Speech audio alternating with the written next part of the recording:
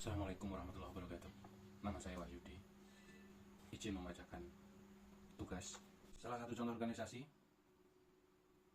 sektor publik di wilayah saya yang perlu melakukan perubahan adalah seperti rumah sakit atau puskesmas di Kota Argamamur.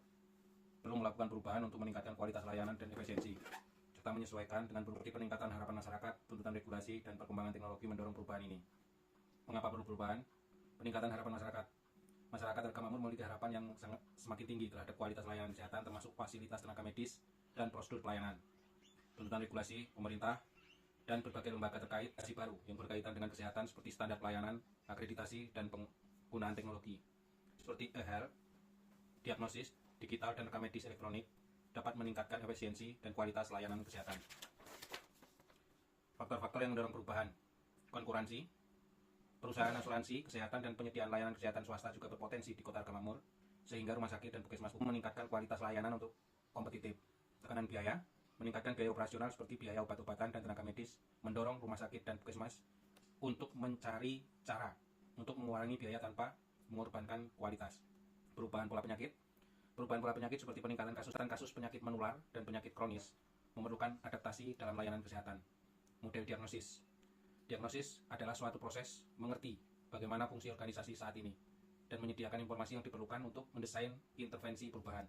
Model diagnosis yang cocok digunakan adalah model analitikal. Model ini dikembangkan dengan tujuan mempelajari dan memahami permasalahan antar satuan kerja secara teliti, serta mengidentifikasi wilayah permasalahan dalam organisasi yang bersangkutan.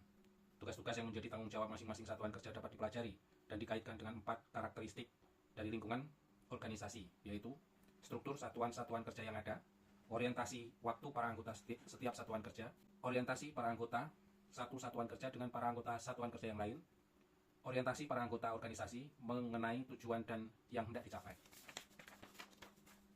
Model pengelolaan perubahan yang paling cocok dan paling tepat adalah model Total Quality Management atau TQM.